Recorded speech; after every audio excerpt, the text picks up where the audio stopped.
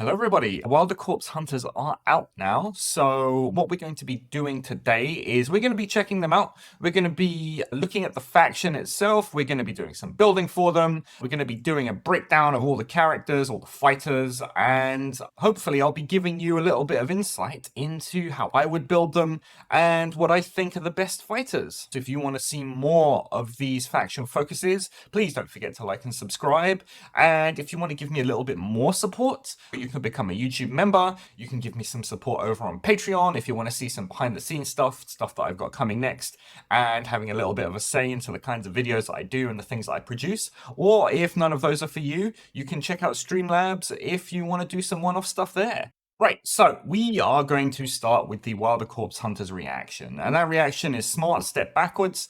A fighter can make the reaction after they've been allocated damage points by a melee attack action. That fighter makes a bonus disengage action. So you can see it here. We've got a Jade Obelisk guy. He's going to run into our Wildercorps Warden.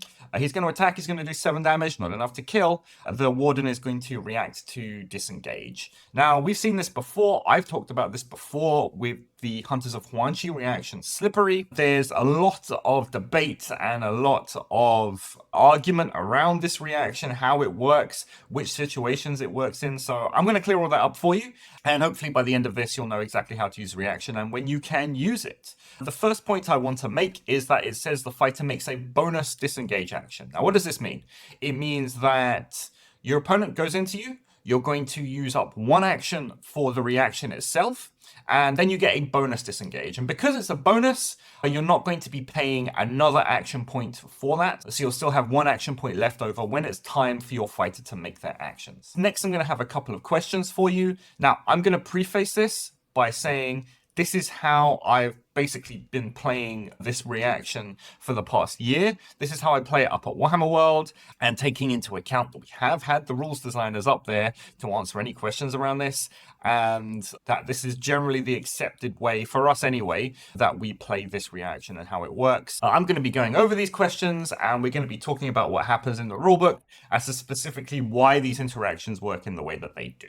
But yeah, let's get into them. So first up, how much damage do you take? There's some people who have said, because you allocate damage 1 point at a time, you're going to take 1 damage, you're going to use your reaction, and you're going to leave. That's not how this reaction works at all. The reaction itself doesn't actually end the attack sequence. So there's nothing in there that says, oh, after you've been allocated damage points by a melee attack action, you can make your bonus disengage and the attack sequence ends, like there would be in some other Games Workshop publications. That doesn't exist in this case. So what does that mean? That means that you're going to be taking all of the damage from the attack, and then you're going to be doing your bonus disengage. Just to go over the attack sequence in Warcry, what you're going to do is you are going to pick range and you're going to pick a target, then you're going to roll your dice, and then you're going to allocate your damage. You check range in step 1 of the attack sequence, so that's really the only place where you see if you can attack your opponent or not, but there's no rule anywhere that says anything along the lines of, if at any point during your attack sequence, if your opponent is out of range, the attack sequence ends, or you don't do any more damage, or anything like that. What you're going to be doing is, your opponent's going to be hitting you, he's going to roll his dice, you're going to react after you see the damage, and you're going to take all that damage, and then you're going to run away. The second question is, can I use the reaction being within 3 inches instead of 1 inch? In the disengage section of the rules, I call it the disengage section because there's a difference between what the disengage action does and the disengage section in the rules that talks about when you can disengage and how you can disengage and all this kind of thing. So in that section of the rules, it says if you are within 1 inch of your opponent, you can use the disengage action to move away. Now, the reason it says that is because in the move section of the rules, what do we have? We have a specific caveat that says you cannot move if you are within 1 inch of your opponent. So in the disengage, it says if you're within 1 inch, you get to move, and these are all of your conditions, and this is your disengage action. The disengage action itself, all that action does is give you a 3 inch move, And the only caveat on that move is that you have to end more than 1 inch away from enemy fighters. But what does this mean for us? The Wildercorps reaction says if you are hit by a melee attack and you take the damage, you can run away and you can make your bonus disengage. So this means that what you're going to be doing is making the action itself, and you essentially don't care about anything else that's going on in the disengage section of the rules. So that bit where it says, oh, you're within 1 inch, you don't care about it. Taking the damage effectively replaces that 1 inch requirement that you see normally in there.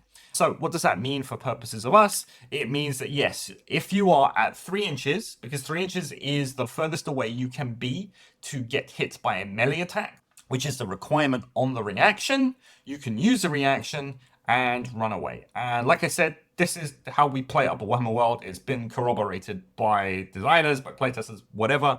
This is how we play it. If you have any other interpretations of this rule, I'm happy to hear it if you want to put that down in the comments. But yeah, this is how we do it, just to give some insight into what we've been doing and how we've been doing it. So going back into the reaction itself and why you would use this kind of reaction instead of using something like counter, maybe to get some damage on, or just saving your action points in order to do the damage. The main reason why you would want to use it is to waste the actions of enemy fighters. So let's say, for example, your opponent runs into you, he does a move attack action. That's absolutely fine. He can do his move attack. He's done for that turn. But let's say he starts the turn in combat with one of your fighters. He can do his attack action, and then if he hasn't killed you, what you're allowed to do is react and then run away. So his second action is effectively wasted. He's not going to be able to use his second attack action to kill your guy because you're no longer there, you're no longer in combat. So he's got to do either a move to catch up with your guy, or he can run off and he can do something else. So this is actually really valuable in stretching out the life of your fighters. We're going to see you've got a bunch of 10 wound and a bunch of 12 wound fighters in this warband, and those kind of levels of wounds really do help in keeping you alive. There aren't really all that many fighters in Warcry that can go, okay, one attack action, bam, I'm going to do 10 wounds, or bam, I'm going to do 12 wounds to you. What that allows you to do is use your maneuverability, get into combat with things, have them swing at you, run away, have them waste their activations, and really allow you to win in that action economy game. All right, we're going to go into the fighters now. We've got your Wildercorps Warden. There are 3 flavors of Warden. You've got the Warden with hunting crossbow, you've got the Warden with double-bitted axe, and you've got the Warden with the grizzled trailhound. Axe and trailhound, 115 points apiece. Warden with crossbow, 120 points. Their stats are fairly straightforward. We're going to be looking at movement 4, just like normal humans, toughness 3, and 20 wounds. The 20 wounds is fine for a fighter of this points level, I feel. Movement 4 is fine. Toughness 3, it is what it is. They're humans, unless they got shields. There's not really much you can do about that. Looking at their stat line, the Warden with crossbow, he's got the small ranged attack, 2-3-1-3 damage, which is not great, but that ranged attack is really why he's paying the extra 5 points over the other 2 builds. In melee, the crossbow has a 2-3-2-3 damage profile, so he's not great. I wouldn't suggest bringing the crossbow with you, just because he doesn't really have the damage to do much, and his abilities are kind of covered by the other 2 builds anyway. So generally, you're going to be better off in taking one of the others. The axe is fine. 3-4-2-4 damage profile is okay, I think. He's strength 4, which is nice. So more often than not, you're going to be winning on 4s, which is pretty good. Instead of winning on 5s, going into something where they can counter you down to death. And then we've got the Grizzled Warden with Trailhound. He's got 4 attacks, so 1 more attack than the axe. Only strength 3 and with a 2-3 damage profile. 2-3's fine, it's consistent. But the real differences that we have between the 3 are going to be the abilities that they can use. First up, we've got the Hunting Pack double. You can pick a friendly fighter with the Wildercorps Hunters faction rune mark within 2 inches of this fighter. That fighter makes a bonus attack action that must target an enemy fighter within 2 inches. So if your guys are close together, you can choose other fighters using your actions to fight other things that are within 2 inches of the fighter that's using the action. This is very close to the Cruel Boys reaction. The Cruel Boys reaction has a little bit more range on it. It's got 3 inches as opposed to the 2 here. But you can kind of do similar things almost. If you have ranged troops, you can make control bubbles on the board. If your opponent finishes their move exactly 2 inches away, as long as they're not engaged, your other ranged fighters are going to be able to shoot into those targets, as long as you can use this ability and your ranged fighter is within 2 inches of the guy who's using the fighter. Secondly, we have Hunter's Eye. Hunter's Eye is available to the Wildercorps Hunter with crossbow and double-bitted axe. So until the end of this fighter's activation, you add 1 to the damage points allocated to enemy fighters by each hit and critical hit made by this fighter. It works on normal attack actions, so you can use it either on your ranged attacks or on your melee attacks. The Warden with hunting crossbow, he goes to 3-4 damage profile, which is okay. The crossbow itself goes to 2-4, which is again okay, but it's only got 2 shots and it's only strength 3. The Warden with axe, he goes to 3-5, which suddenly becomes a quite decent damage profile, I think. And it's not available to the Warden with Grizzled Trailhound because he does not have the rune locks. What the Grizzled Trailhound does get, however, he gets access to the kill triple. So what we're going to be doing is pick a visible enemy fighter. This can be anywhere on the battlefield. There's no range requirement. Allocating a number of damage points to that enemy fighter equal to 3 times the number of friendly fighters with Wildercorps Hunters faction rune mark and the Beast rune mark within 3 inches. So if you are into Wildercorps and you're looking at them, you see we've got dogs. The dogs are the guys with the Beast rune mark, and this is very similar to the Royal Beast Flayers triple, which effectively does the same thing, but it's only 2 times the damage. If you really want to focus on your dogs and push on kill, I think you're going to be wanting to bring maybe 4, possibly 5 dogs. The problem they have over the Royal Beast Flayers is that Beast Flayers work on any fighter within range, which is why it only does twice the damage as opposed to 3 in this case. But dogs are more expensive. Dogs are 60 points, which we're going to check out in a little bit, and the ghouls are 55. Building effectively around kill is going to be pretty difficult for you. You probably want to bring 2 Wardens with Trailhounds to make sure you always have the kill command up. But it'll be very much of a one-trick pony, and I think that you might want to make a more varied list if this is something that you wanted to go into. Finally, they have their faction quad, which is regroup. Each visible fighter with the Wildercorps faction rune mark within 6 inches of this fighter gets a bonus move or bonus disengage action. Some can make a bonus move, and others can make a bonus disengage. It's okay, because your Wildercorps Hunters are generally not going to be doing an amazing amount of damage in combat. It could be better than Rampage, but when reading something like this, reminds me of fighters kind of like Calthea Zandir, who get bonus move actions to half the amount of guys, but it's got a much longer range. It's 9 inches over 6. There are a bunch of different abilities to give bonus moves and additional move.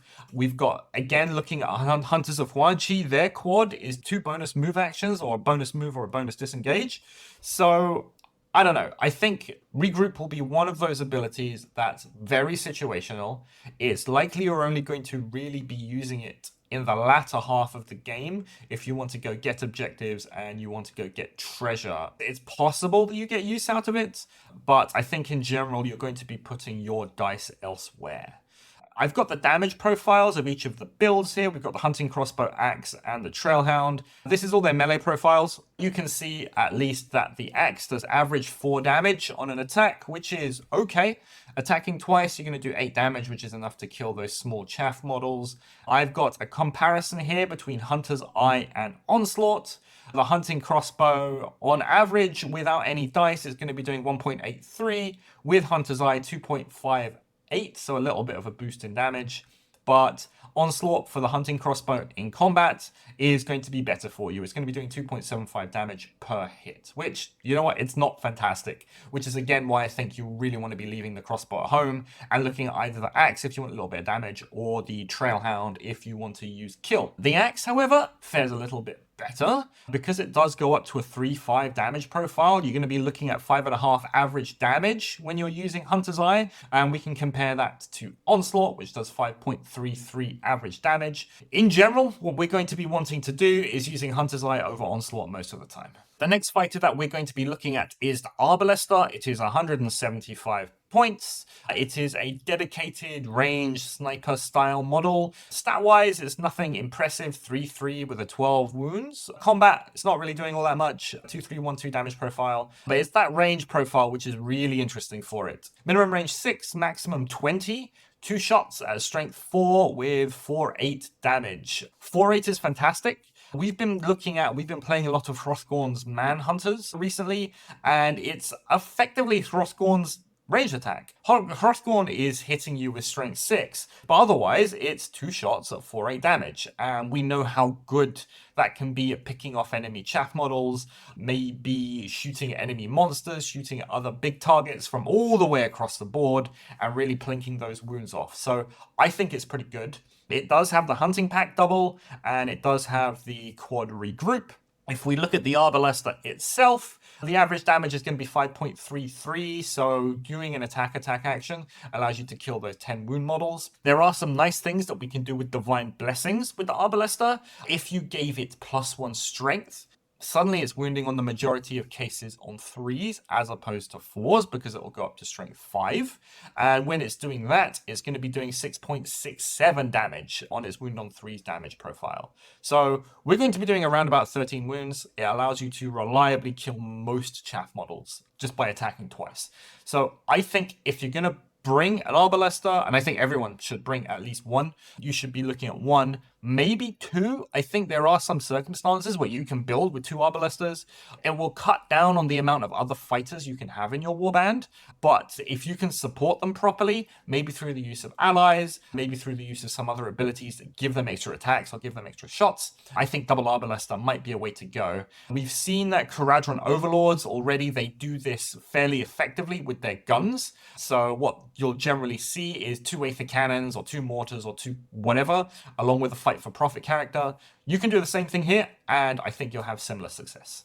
We're going to be looking at the Leatherhides now. These are kind of your middle ground of fighter. They're not your super chaff units. They're not your more expensive fighters. They do fall into that elite range where they cost around about 100 points. They are movement 4, which is okay. They're humans. Toughness 3, and they both have 12 wounds. There are a couple of different flavors. You've got the Trogslayer Spear, and you've got the Hunting Crossbow. Similarly with the leaders, I don't think that the Hunting Crossbow is actually worth it.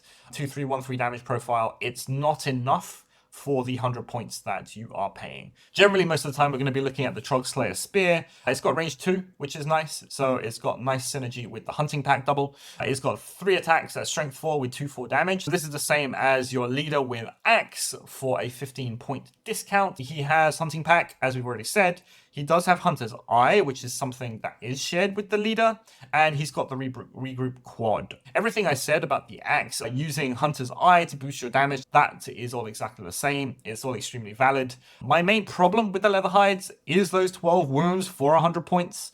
They only have toughness 3, which is kind of sucky. They only have movement 4. So they are okay, I would say, but they are not something to really build your warband around. Next up, we're going into the Trailblazers. Again, 2 flavors of Trailblazer, one with dueling saber, one with twin crossbows. I really like Trailblazers. I'd be looking to take them over your Leatherhides. They are 10 points cheaper than Leatherhides. You have the same amount of wounds, same movement, same toughness, which is pretty good. The dueling saber is 4 attacks of strength 3 with a 2-4 damage profile, so that's actually pretty good. If you wanted, you could use Divine Blessings on that to give them +1 strength. So they'd be 4-4-2-4 for 105 points. So only 5 points more expensive than your guy with Trog Spear, but he gets an extra attack off the back of that. The Dueling Saber also gets a single range attack with its crossbow pistol. 2-3-1-3. It's fine. It is what it is. It gives a little bit of flexibility to the Dueling Saber build, but mostly you will be using your moves, getting into place, and trying to slice people up. Secondly, we've got the Trailblazer with twin crossbows. He's got 8-inch range. He's got 4 attacks of strength 3 with 1-3 damage. The 3 strength doesn't actually matter anymore. You can't be countered because you're going to be using ranged attacks all the time, even if you're within 1 inch of your opponent, which is real good. I feel like the Trailblazer with crossbows is the better option than the Dueling Saber, simply because his 12 wounds and toughness 3 becomes less of an issue. You can keep at range and you can use your range damage. 4 attacks is actually pretty good for a ranged attack in Warcry nowadays. If you're shooting twice, you're looking at 8 attacks at strength 3. So you'll be critting some of the time, and you'll be doing decent damage off the back of that. They have a bunch of abilities. They have a hunting pack, as everyone else does. They have a triple Trailblazer's Might. So until the end of the fighter's activation, attack actions will crit on 5s. So this is pretty good for the Trailblazer with twin crossbows especially. If he's going to be shooting twice, it basically doubles your crit output. I've got the damage profiles here. The Dueling Saber is looking at 4.33 average weighted damage. Most of the time, it's going to be using its Wound on 5s profile thanks to that strength 3. So you're going to be doing around about 4 damage to things. The twin crossbows, 2.83 damage on average. It's going to be using its Wound on 5s profile again most of the time. But if you can attack twice, you'll be looking around about 5 damage. Applying Trailblazer's Might to that, the Dueling Saber will be looking at 5.67 average damage. So again, very much like your Lord with Axe. And then the Twin Crossbows go up to 4.17 damage. These guys remind me very much of Huanchi's Claws from Hunters of Huanchi. I think that the Trailblazer with Twin Crossbows is the way that you're going to want to go. Though, if you did want a dedicated melee guy, I'd be looking at the Dueling Saber over your Leatherhides with spears. But the problem that you get in this box, which is the same problem that you get in the box with the Hunters of Huanchi, is that you only get one Trailblazer, and they're basically your best fighter. So you're going to have to convert a bunch of those. I think that converting Trailblazers with twin crossbows is fairly straightforward, because you can take any of your scouts, your Leatherhides, your whatever, give them extra crossbows, and no one will mind. You get enough crossbows in the box to make 3 Trailblazers, your normal one and 2 additional ones. So that's what I would be doing in any case if I was going to be building this warband. Next, we've got your Wildercorps Scouts with either hunting crossbows or paired hatchets. They're a little bit cheaper than your Leatherhides and your Trailblazers. They are 75 points, which, I mean, they're cheaper, but it isn't massively cheap. I wouldn't say. They have 10 wounds, movement 4, toughness 3, like everybody else. Hunting crossbow, again, I would not recommend it. Their melee damage isn't fantastic. Their range damage isn't fantastic, that it warrants building like this. What I would be looking at, though, are the scouts with paired hatchets. 4-3-1-3 damage profile isn't terrible. And then they have, at 8 inches, 2 shots at strength 3 with 1-3. You can see that the hatchet's ranged attack is basically the same as the crossbow attack, but with half the range. In Warcry at 8 inches, it's ample. I think you'll be fine in that case. But in melee, they're going to be doing basically double damage than the hunting crossbow is. So again, leave the crossbows at home, take your paired hatchets. They have access to hunting pack and regroup like everybody else does. The hatchets in combat, looking at 2.83 damage. It's not fantastic, but these guys are 8 wound, almost chaff, that can kind of run into things, gum them up for a turn, while the rest of your fighters move around and go get objectives and go get treasure. Finally, I have the Trailhounds here, the dogs of the warband that everyone loves. Everyone wants to build like 8 dog warbands and craziness like that. They are 60 points, 2 attack, strength 3 with a 2-3 damage profile, movement 6, which is nice, toughness 3 like everybody else, and 6 wounds, so they're very squishy. If anyone hits a dog, it's basically going to die. They got the Beast Room mark, which means that they work with your leader's kill command. Doggo here, 1.83 average damage on its attack, but you're not really bringing it for the attacks of the dogs. You're going to be using it for kill, and you're going to be using it on your Death Grip. Death Grip is their unique ability. So after the fighter's next melee attack action in this activation, if at least one hit roll from that attack scores a hit, the target forfeits one of their actions in this battle round. If they've already activated or they've got no actions left, you allocate 3 damage points to the target instead. So on the face of it, this is a pretty good ability. The idea is you go in, you roll your dice, and if you hit, you can steal an action away, which is real good. It's very strong in Warcry. Or you can do 3 damage, which is effectively your crit damage. Now, the problem with the ability is it specifies that you need to score a hit. It doesn't specify hits or critical hits.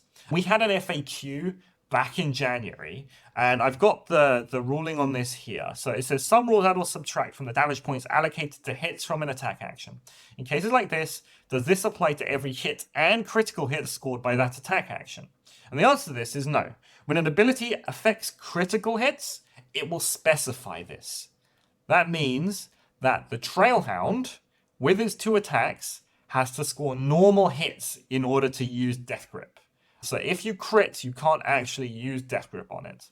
I've got the stats here on what that actually means for you. So if you're going to be hitting on 3s, which you're not going to be doing 99% of the time because you're only strength 3, you have a 50% chance to roll a hit, and then the rest of the time you're going to be critting. So it's only going to go off half the time once you do your Death Grip. As a reminder, you got to use Death Grip before you do your attack. So you have to make sure that what you want to use the ability on is the next thing that you're going to be attacking.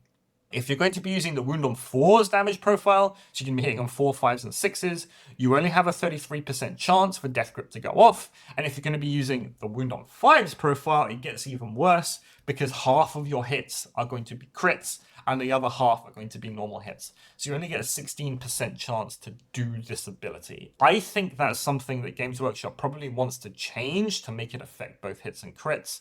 I would be very happy if they did. It would bring a lot more consistency to the Trailhound, and I think it would give the multiple hound builds a lot more oomph, because it would allow it to play a proper control game where you get charged by 2 or 3 Trailhounds. You can throw all your doubles into Death Grips and give you a decent chance of it actually working. Looking at the allies that are available, I've got here your normal kind of range supporty, movement boosting, that kind of support allies. Calthea Zandire, of course, 210 points with coordinated strike. Pick a number of fighters equal to half the value of this ability rounding up within 9 inches. Those fighters make a bonus move or bonus attack. Real good on your Arbalester because it will allow it to fire 3 times during the turn. Real good on your Trailblazers with crossbows. Gives you extra movement, which is exactly what you want to dance around your opponent. I think she does everything for you. Alternatively, you can use something like a Mizzen Master or any other Fight for Profit character if you wanted to play a little bit more like Karajan Overlords. You're going to be adding +1 to the attacks of attack actions made by friendly fighters within 3 inches. If this fighter is carrying treasure or within 3 inches of an objective, you add 2 to the attack's characteristic instead. Again, with your Arbalesters, it nets the same amount of shots as Calthea does because you're going to be adding 1 shot onto each attack action.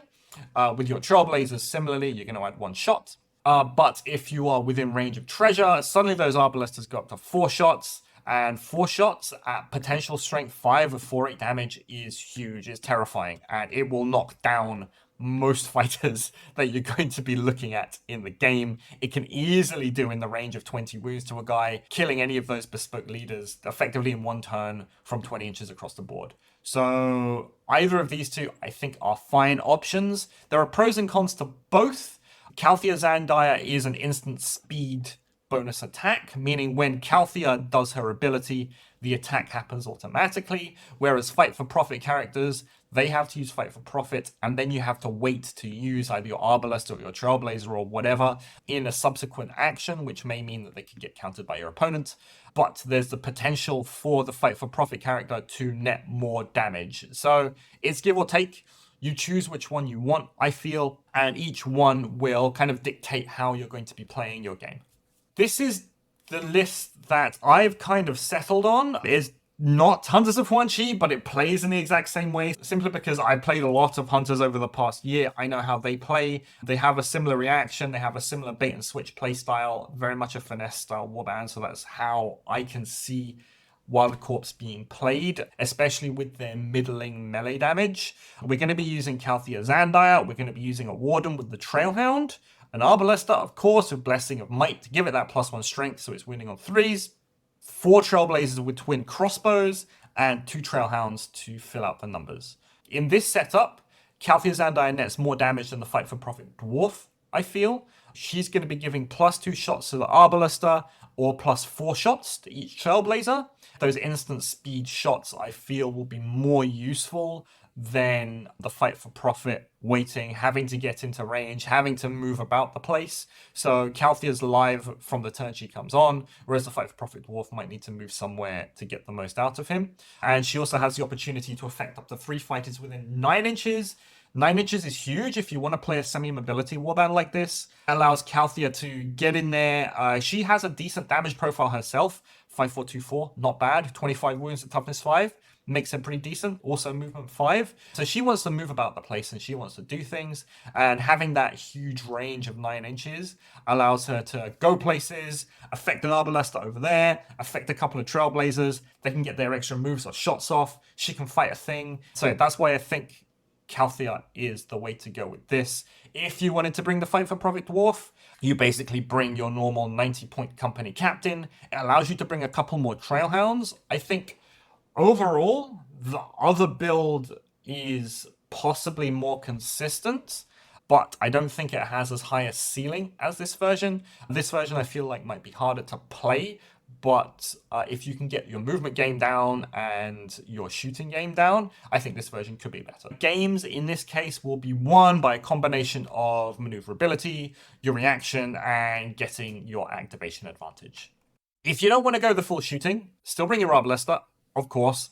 I think you kind of need to take it. These are the fighters that you will generally be looking at. We've got the Leatherhide with Trogslayer Spear, I've talked about already. Trailblazer with Dueling Saber, 90 points. Cheaper than the Spear. I'd go Trailblazers over Leatherhides, but you only get one in the box.